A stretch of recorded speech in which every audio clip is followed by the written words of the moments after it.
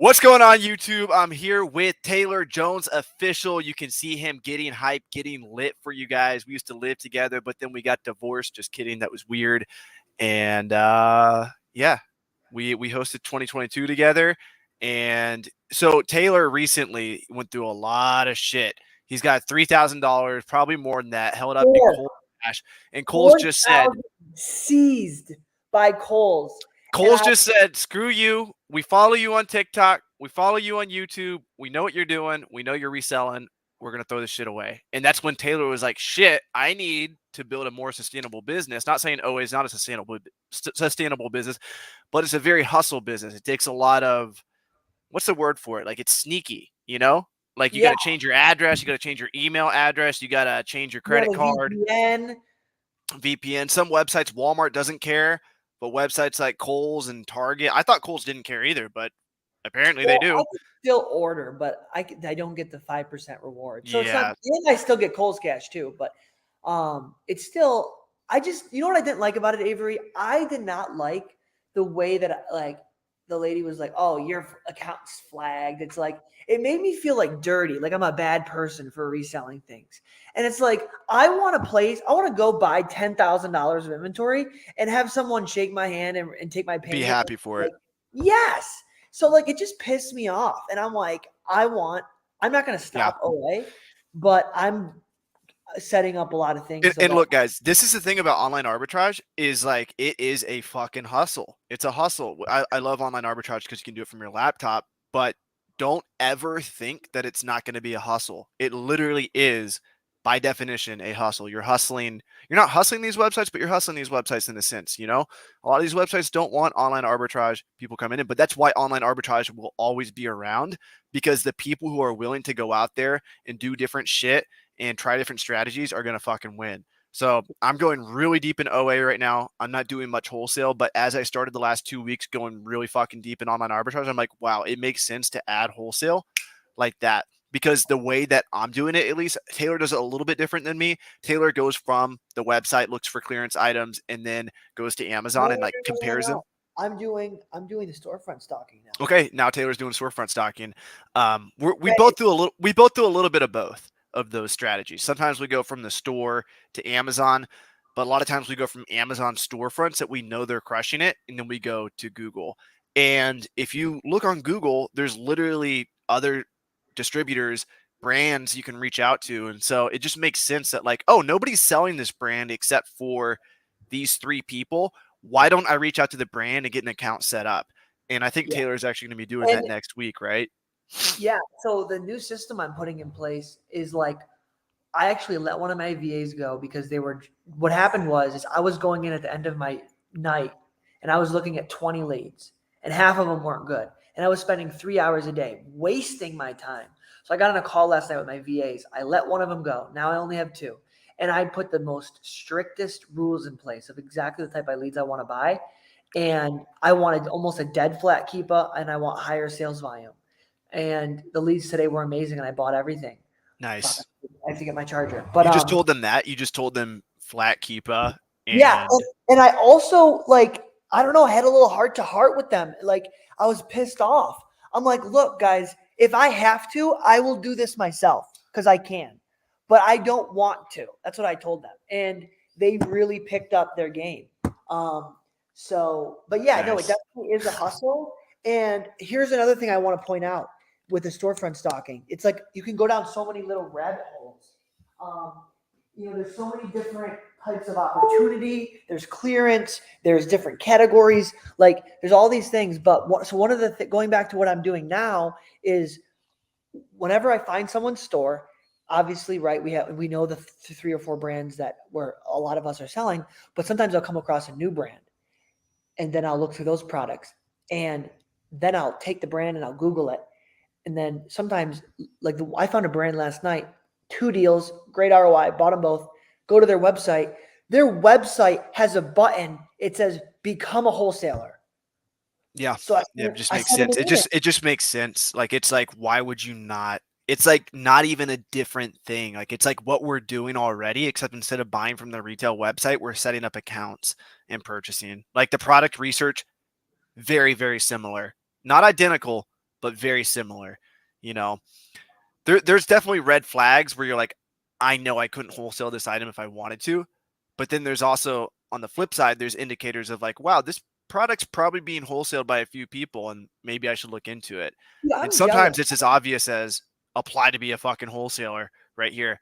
Guys, real quick, we're doing this for you guys on YouTube. So if you guys want, smash that like button if you're getting value. Everyone watching the replay, I guarantee you this content's going to be fucking amazing because Taylor and I were going to have this conversation anyway. We're just happy to have this conversation here on YouTube.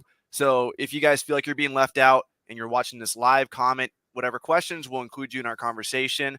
But Taylor and I are going to talk a little bit about online arbitrage. And then pretty soon we're going to have Amazon Lit, who does millions in sales a month, actually coach Taylor through whatever questions Taylor has. I'm gonna pull up a wholesale product that I'm about to buy and get his opinion on it. Yeah, so this is 100% going to be worth it for anyone who's transitioning from OA to wholesale, or maybe you're just interested in Amazon content in general. It's going to be fucking amazing. But guys, contribute to the conversation if you want. Don't feel like you're left out. Comment any questions or comments, whatever. We want your engagement. We care about you. Avery, I'm jealous because not only do you have an alcoholic beverage in your hand, but your camera quality. It's getting a lot better. Dude, how do I do this? I have a camera. I have a little Canon over here. What do I do? I wish I can show you right now. Check this out. So you're going to get one of these. To get it set up? It's called the Cam Link right here. Oh, what? Boom. Where is it? Cam Link. I got to zoom out for you to see it. Just look this up on Amazon and order it. Cam Link. Can I do that? Can I use my camera without it or no? What do you mean?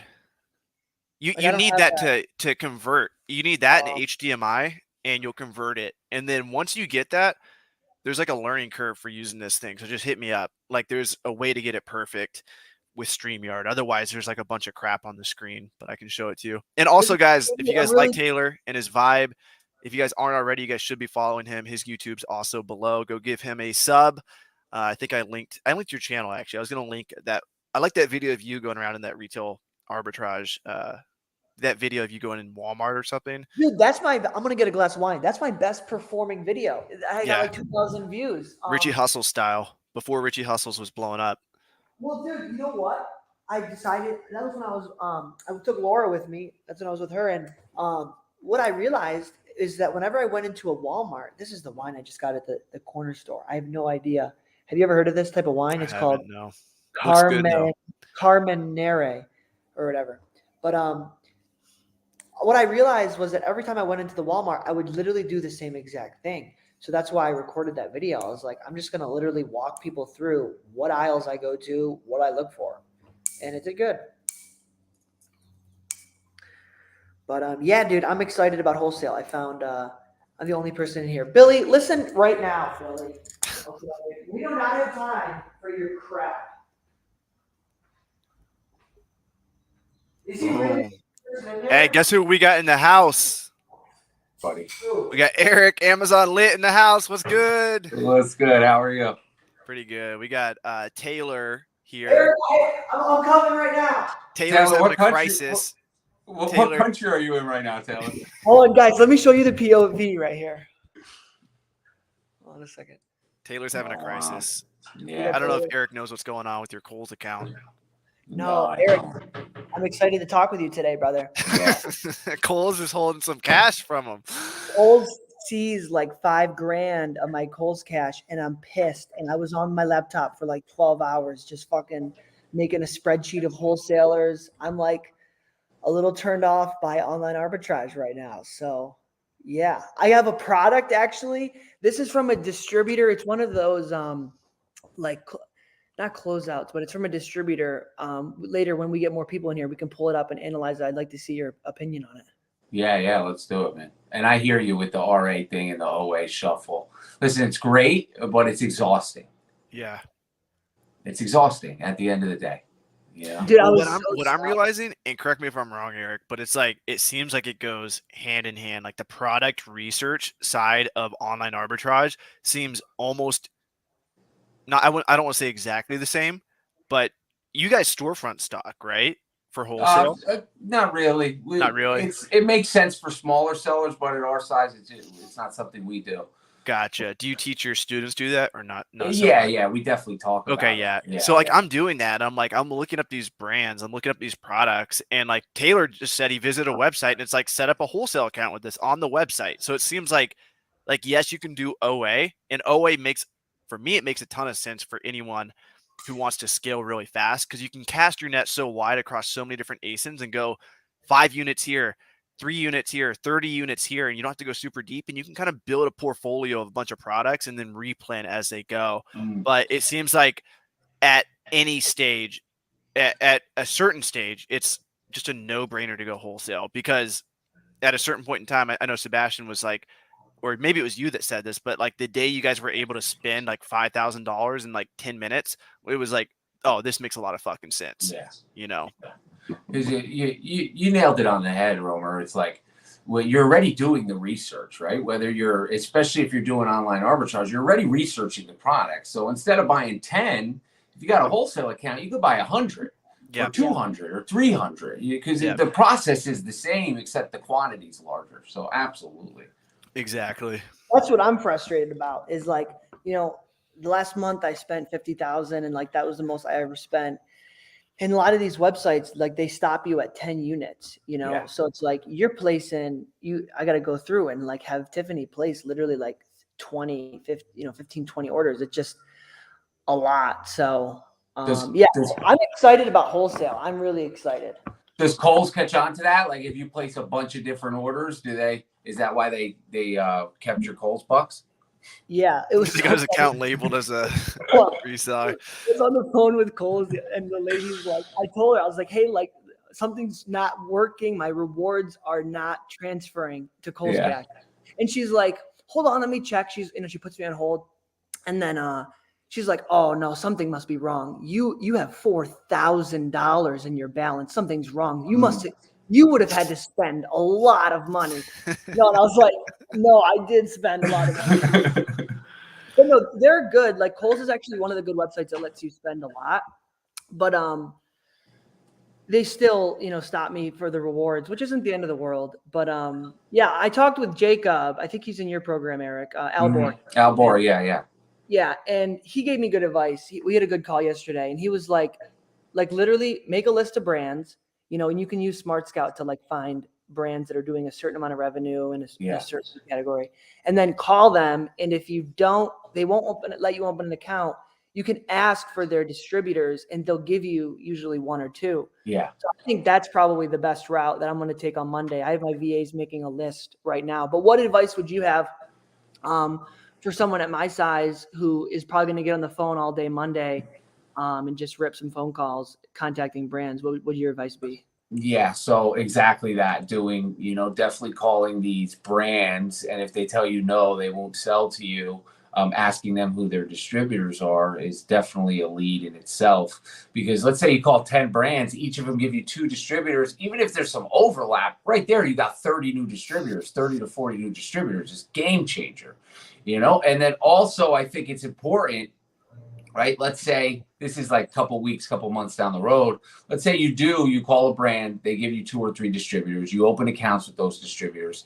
You're initially going to look at their catalog and it's not going to look profitable, because it's just the pricing you're receiving from that everybody gets. Everybody gets that catalog. There's no discounts in there. There's no promotional deals, specials, line drives, shipper deals. There's none of that included. So initially, it's not going to look like you're making money, but put together the order and then request some discounts on those products, and you'll be pretty excited about what their response is. Okay, yeah, that's what I've noticed. Like, Cecilia sent me, she got approved for like Nature's Bounty or something, and she sent me like a list of like 30 items, and I was going through all of them, and I'm like, literally, like one of them's are like $1.50. Yeah. But so would you? And I'm curious about this because I noticed that there was like 3 different types of distributors. There's like, the brands obviously themselves. Then you have like liquidator people that are just liquidating stuff. Yeah. And you have people that like are Amazon friendly. Like, I don't know. Would you recommend, like, how do you find what are you looking for in terms of like a good distributor? How do you filter through all of those things? I feel like there's so many different types of distributors. And my other question is like, okay, you said put together an order and then then worry about the discount. Would you, for putting together that first order, would you say that there's a certain size order that you recommend? Like maybe make it at least a few thousand, 5,000, Yeah. like to get the discount, don't ask? Yeah, you definitely want to at minimum hit their MOQ and preferably above that. So if let's say their MOQ is 2,000, you want to go $3,000, $4,000 on that order. And what I'm doing when I'm requesting discounts is I'm not requesting discounts on every product. I'm usually requesting discounts on the products I'm getting larger quantities of. So if I have 10 products, I'm getting 24 of this one, 32 of this one, 36 of that. I probably won't request discounts on those. I'll take the $1.50, $1.75 profit initially, but I'll request discounts on the ones I'm getting 240, 360, 480 of, because then it's not like you're just trying to take. You're like, no, I get it. Like I'm getting less, so I will request a discount on this, and then hopefully give me the discount on these larger quantities. We got a quick question from Rodriguez. He's saying, how much do you spend a day? Eric, do you know off the top? Maybe if someone's got a calculator, 2.4 million divided by 30. So 80,000. Yeah, it's about 80,000 a day. Yeah. Nice. Yeah, and that's at a what percent ROI? Do you know off the top? Our ROI is about 25%. Profit margin's about 19. See, you know what? Like, I don't know how much you've been following me, but I've been going crazy with OA recently. Yeah, absolutely. And I was thinking, I'm like, it actually makes sense that because wholesale, you're getting wholesale prices. Yeah. And so you can get, like, I'm buying items at retail price that happen to be inflated on Amazon. I'm like, if I can get these at wholesale price, I could make even more profit. Yeah. So and to have 25% margin at your scale, if you were super nitpicky as a beginner or as somebody who's like just really smart starting out, they could probably keep it at like 40 or 50%. Absolutely. If they had limited capital and they don't want to go balls to the wall yet. Yeah. But I was talking with, Jake Carter. I think he's in your program, is he? No, he's not. But we did a YouTube interview maybe 2 or 3 months ago. He was so in Miami, your course, and he was talking about it a while back. But I was talking to him the other day, and kid's impressive, a young kid, and 18 years old, and he's saying that I showed him a bunch of my OA leads, and he was like, "Yeah, that's great, Romer, but really, like, I would focus on faster selling stuff, at like 10 to 20% ROI, 100%, and like for me that, and I told Taylor this other night through a voice message on Instagram. I'm like, that's crazy. Like he's telling me, everybody will always tell you different advice, but I'm like, but it just kind of made sense. He was like, I'm just going after super fast moving stuff. I want to get my money back, as soon as possible. And I want another thing a lot of people don't talk about with fast moving stuff is the price is like very consistent. And Taylor just gave his virtual assistants an instruction to look for those steady keepographs. He was tired of getting all the keepographs that are all over the place. And if something has crazy high demand, you get that steadiness because the demand is so high that who cares if somebody drops the price? It's going right back up. Yeah. Because they're going to sell out. It's temporary, the price drop. Yeah, absolutely. Yeah. I'm glad you guys sounds like you're having the epiphany I had back in maybe 2016 when I was like, this RA shit is for the birds, man. Don't get me wrong. It allowed me to build a massive business and taught me so much about Amazon. But once we made that transition, it was to the moon, Well, I'm actually like, I'm dealing with fucking lawyers right now. Like I haven't been super public about this. Like my audience gets tidbits here and there. They're probably, what the fuck's going on? But I'm getting like, the Pearson, Cengage, McGraw-Hill, they have a law firm representing them, and they're coming after my accounts one by one, and they catch one account every couple million sales. And so what I've built, restrictedinventory.com, is eventually going to vanish. And I have an Amazon presence in the Instagram and YouTube space. And I just realized that eventually restrictedinventory.com, it'll always exist. Don't worry, guys who are watching, like, what the fuck's going to happen? It'll always exist, but it's not always going to exist the way that it has before. We're going to transition to a buyback model, and basically it's going to change a lot of the ways that I'm doing things, but I don't want to be completely reliant on textbooks. Not even books, textbooks. Like I'm like zeroed in on a specific type of book. What happens if college stops being so popular, which is kind of becoming less popular, not as quickly as I thought it would be, but it's definitely becoming a little less popular, and so after Miami 2021 was what it was. Miami 2022, like I was like, holy fucking shit. like I need to transition to other categories. Just meeting so many people in Costa Rica too.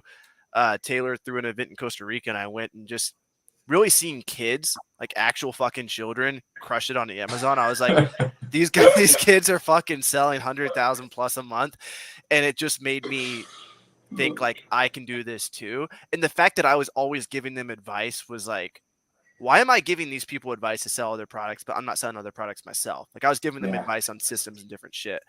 So yeah, you'll see me at Miami 2023. We're gonna call it Romer Jones Live next year. You'll see me there selling other products for sure. Nice. Little Barbie dolls. Damn. Yeah. So okay, I have a product. Can I share my screen that I found this wholesale? Yeah. Eric, do you know like there's like some of these distributors that Are you sharing your screen yet? No, let me do this right now. Hold on. They're Amazon friendly. They're like they'll post a bunch of stuff on their website. They'll send out like an email newsletter when they have new products, and they'll have like a lot of like 100 or 500, and they'll have like an MOQ of 100, and then they'll ship it to Amazon for you.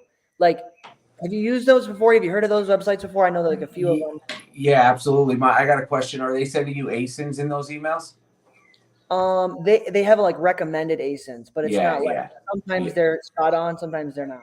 Yeah, so we used to do a lot of business with those companies, and lo and behold, it makes absolute sense, and I'll explain what happened. So if you don't commit to buying all the inventory they have, let's say they have 1,000 units in stock, it will say or available quantity 1,000 units, MOQ 100, right? So let's say you buy 100. That means there's 900 other items out there. So 9 other sellers will be on that listing in the next couple weeks, and all of you will drive the price down. So unless we can commit to buying all of it, we 99.9% of the time stay away from those email blasts, because then you'll just deal with the same thing with the price drop that you're dealing with like say RA, when everybody gets a lead list and has the same product in it, Yeah. So what do you in about those websites in general? A great place to start, not too much, or what do you think? In terms No, definitely a great place to start because it's easy to access those products. So the guy might send you 50 products, but you might only buy 2 or 3 of them. As long as you're committing to take all, or at least take a majority of them, then you're in a better boat than the ones that you're taking a small percentage. Cool. So I haven't bought anything yet, but I put an order in. So okay, let me share my screen. I'm curious what you think. Yep, throw it up there. I'll throw it up there. Click on share at the bottom, that plus icon. The browser can't access your screen. Try capturing a different screen. Oh, I need to do the window. That should work. Boom, I see you. Okay. All right, Okay. let me boom, that's good right there. Okay. So this is the item, and I'm getting so again, I haven't bought these yet. Right, so they're available from the wholesaler for $89. And there was like, I think I have the potential to get all of them. After sharing this, I probably won't now because everyone's like, "Oh my gosh, I wonder if I can find that product." But so people, we got a bunch of booksellers watching. They want this is what I love about this. Okay, and this is why I told Avery I told my team I don't want to keep it that doesn't look anything sexier than this. Like just straight across. The sellers are going up a little bit, but it's nothing crazy. Is that because there's a minimum price set, Taylor? Do you know if there's like a rule where they can't go below a certain price? There might be for this product. It definitely looks like it's a luxury beauty product. I didn't really see, what is it called? Clarins? Or is it a total eye lift concentrate? What category is it in? Well, I was going to get it for myself, but no, a beauty and personal care. Yeah. So first thing, obviously, you want to make sure you're able to sell it. There's no restrictions and everything. If there's no restrictions, I'm just looking at, you should definitely have AZ Insight on here for your calculator. It gives you a variation checker, hazmat checker, meltable checker. It gives you the dimensions, the UPC, and it lives right to the right of the picture there. So AZ Insight's dope. You're definitely going to want to get that. AZ Insights, it's an extension. Yeah, it's an extension. And if it just send me a message after this, I'll give you we got like 2 or 3 months free. Okay, I'm caveman vibes over here. I'm old school. And so $89, it's like $25 profit per unit. Yeah. So instantly what comes to mind here just looking at this, first of all, I'm on a cell phone, so everything is like microscopic, and now Yeah, it's you got a even nice tinier. phone, nice and crisp, way nicer than Taylor's.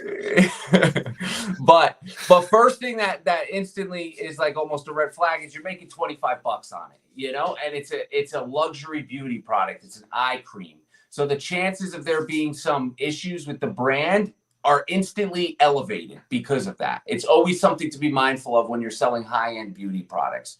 We've had nightmare experiences in the past with that. But you could figure out by diving into the sellers that are selling that product currently, as well as what the third Keepa graph looks like. So let's look at the sellers real quick. Okay. Yeah, so like I usually, for me, it's like I want to have at least 4 sellers, and I saw that there was 5. So in terms of IP complaints, I didn't think it was going to be. But it looks like they got big quantities. What are you looking for, Eric? I'm looking for if the brand is set and selling it. So look at the brand name on the listing. Clarence That's what the brand name is. is Clarence, yeah. Okay, so first thing I'm looking for is if Clarence is on the listing. And VS Trading, Beauty Time, Best Choice. Yeah, they're not. Okay, next thing I'm looking for is, are there FBA sellers or is it only FBA? Ships from Amazon.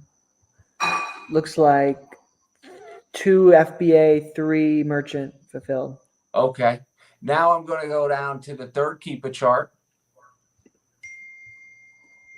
and kind of hover over there to look for how many sellers are listed on the listing consistently.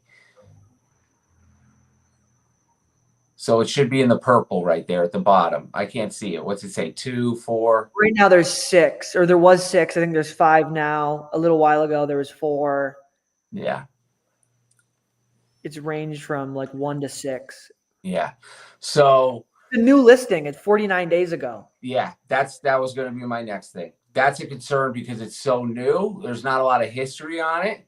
And initially when it went live, click on the buy box when it first went live. See if you could see who's the person who listed it first.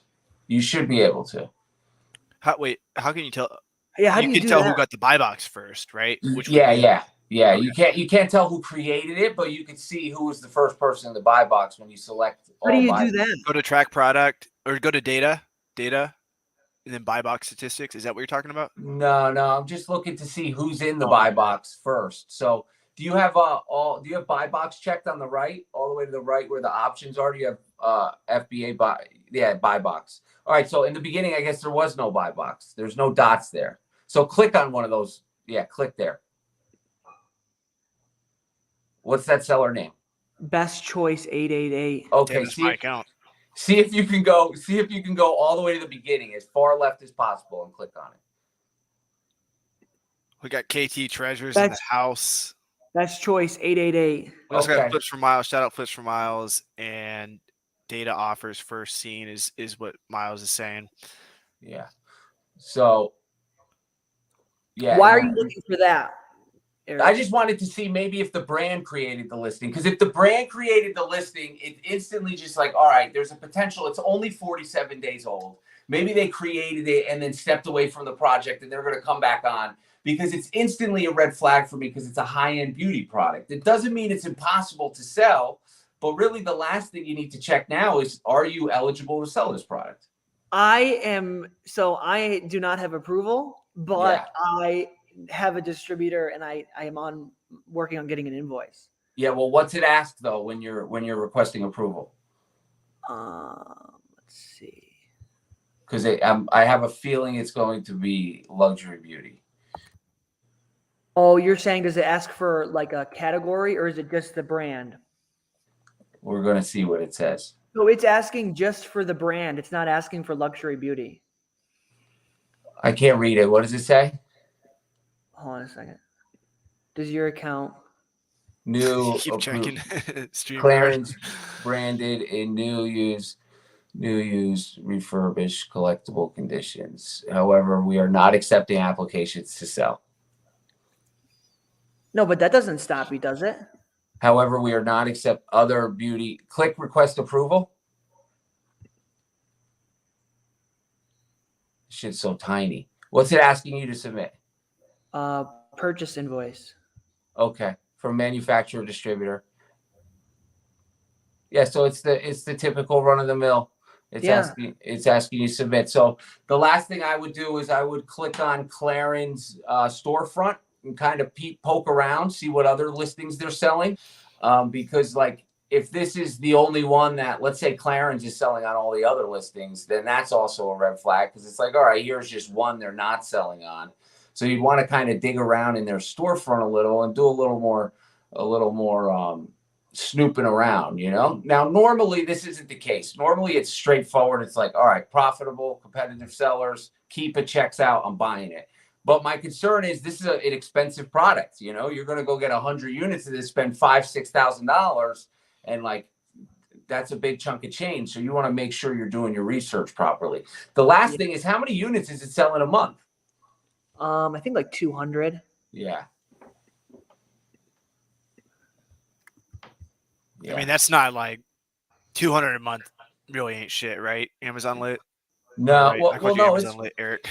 it's great, but you just got to check. You got to dig into the data tab, like you were talking about before, Avery. You know, dig into the data and check the buy box statistics and see who's dominating, if anybody. So yeah, click the data tab, buy box statistics, and see if anybody's dominating that. If nobody's dominating the buy box. Miles is huge on Seller Amp. Do you use Seller Amp, or what's your go-to like product research tool? AZ Insight. AZ Insight's my go-to. And why is that? What does it show you at the glimpse of an eye? It shows you profit. It shows you if it's hazmat, if it's meltable, if it's oversized, if there's any restrictions. It gives you the UPC, the weight. It also has a variation checker.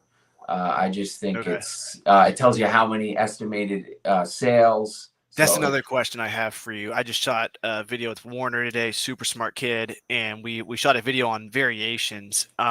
What is your opinion on like what's your strategy for determining if a weird variation sells? Size 15 shoe, or I don't know, like with supplements, what a variation would be. But you get my point. Like a weird variation where you're like, this is size 15. I don't know how many people are actually wearing this shit. Like, what's your go-to? How do you determine? I'm diving into the variation checker on Keepa and the variation checker on AZ Insight. I'm digging into that and making a decision based on the percentage of ratings it has or reviews that product has. Taylor taught me well. That's what Taylor taught me. Told you, man. Reviews for everything, man. Yeah, I feel like that's the most solid strategy right there. Yeah, but listen, Taylor, what I would do with that product, you know, if my buyer walked into my kitchen right now and said, Eric, I'm about to buy this product, I would tell them to go very conservative on it. You know, maybe purchase 24, 36 items initially to start. But I believe you have an MOQ you have to hit, right? Of 100. So it's like a $9,000 order. Yeah, that's what I'm saying. So if my buyer came into my office right now, even at the level I'm at, and he said, hey, or she said, I have to buy $9,000 worth of this, that's the MOQ, I would say pass on it. Okay. 100%. It's too much funds to put out there for the risk of potentially, you know, getting kicked off the listing and stuck with that product. You're not going to be able to move that anywhere. Maybe what's your opinion on like merchant fulfilling stuff? Because I'm starting to look at certain shoes and I'm like, okay, this shoe's going for $196, no FBA competition. I could MF this, or I could FBA it for an extra $10, but it just, in my head, it makes more sense to MF it, get my money back, not have to wait 3 weeks for Amazon to check that shit in. What percent of inventory are you MFing, and what is your strategy for determining whether or not you MF or FBA it? Yeah. So right now we MF 0% of our inventory. Really? We haven't sold the product FBM in probably a year and a half. Only because and what's the reason for that? Yeah, FBA has been so lucrative and profitable that we just decided to put all our work for. Is there also like, because you got to realize I'm dealing with prep centers and you have your in-house operation, is a big part of that. You don't want to screw up the flow of the warehouse. Is that like, yeah. So and it would require like a whole section like a whole different letter of SOP. Yeah, we took the 4 employees that were doing our merchant fulfilled, because at the time we were selling between 5 and 700 items a day. So it's like we took our employees that were doing that and we put them on an FBA packaging station, and now they're producing 3,000 items a day. So even if our profit is a fifth of what it is, we're still making the same amount of money, and it's definitely not a fifth of what it Okay, was. well, let me ask you this. I got a lot of questions now. A lot of new questions since I've been doing this shit. Um, a listing has 0 FBA offers. Yes. It's going $29.99, 0 FBA offers, selling every fucking day, multiple times, 20,000 sales rank, let's say in beauty, $29. What are you pricing that at FBA? There's 0 FBA competition currently. You can FBA it. You're going to come in. Let's assume there's no price history for FBA. What do you? Yeah. How high are you going on that?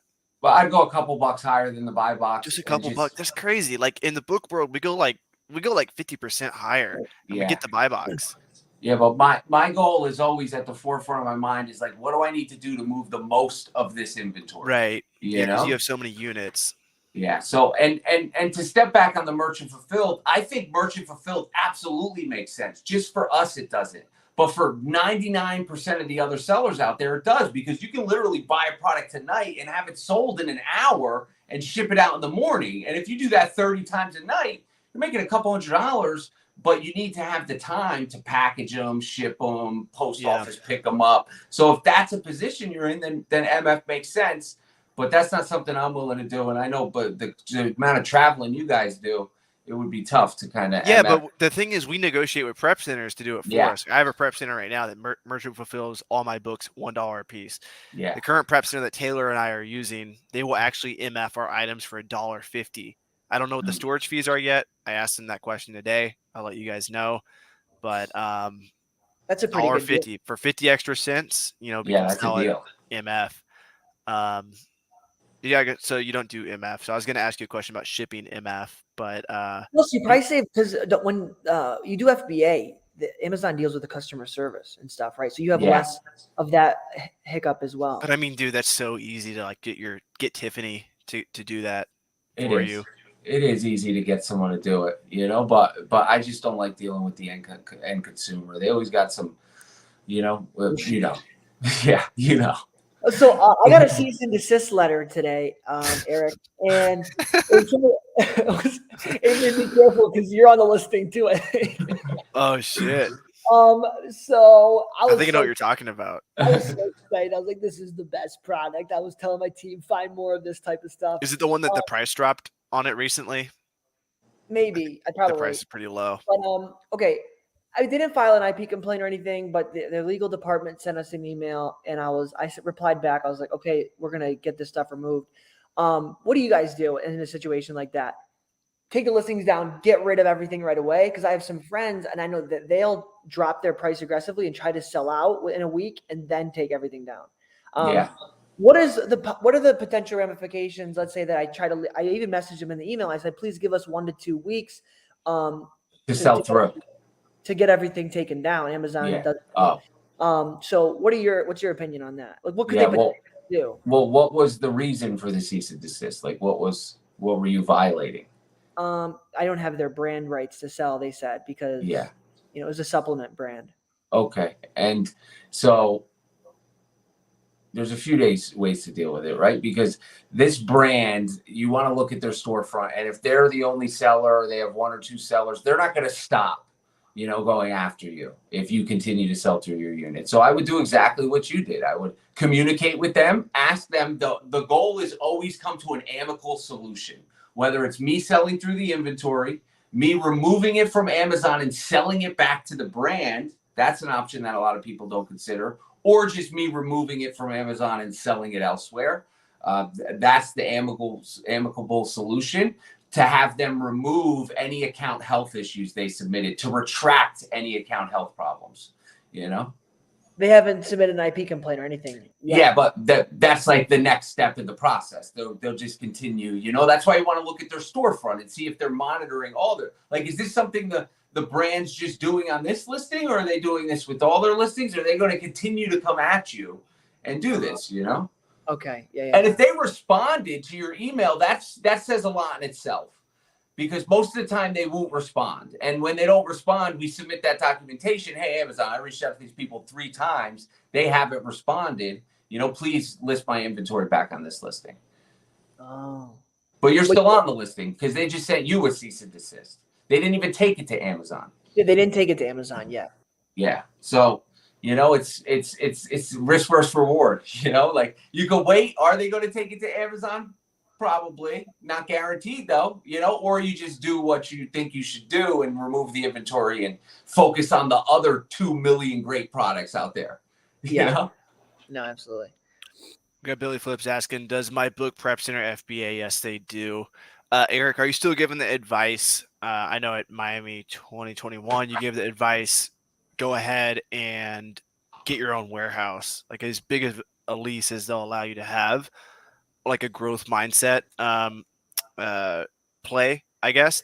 Do you tell your students to do that from the get-go, or are you telling them get a prep center? Like, let's say somebody's a doctor, they watch your content, they want to start their own Amazon business. Are you telling them get their own warehouse? Or no, not everybody wants their own warehouse. Some people just want a little more freedom. They're not trying to build a massive business. They just want to make a couple extra $1,000 a month. So if that's the goal, then absolutely just leverage prep centers or get some of the products shipped to your house and deal with some of it. But a lot of people are busy and they don't want to do the warehouse thing.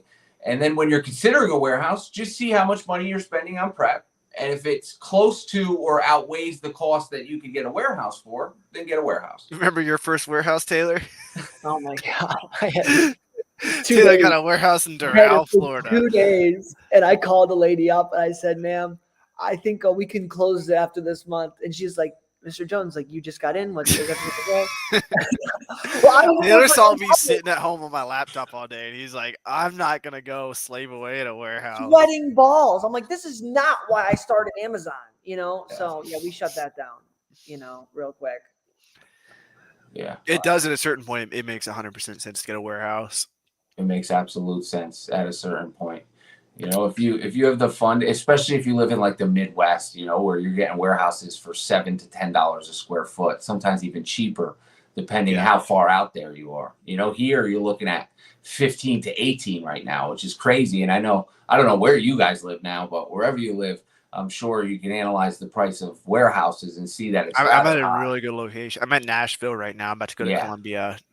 So you could get great prices in Nashville. You go a little outside the city, you get $7, $8 a square foot all day. Have you and Sebastian thought about that? Like, is New Jersey, is it beneficial for you guys to be there? Well, our families are here. All of our employees are here, but we've considered opening a warehouse over in like Indiana or Kentucky, one of those kind of Midwest states. How hard do you think it would be to manage that virtually?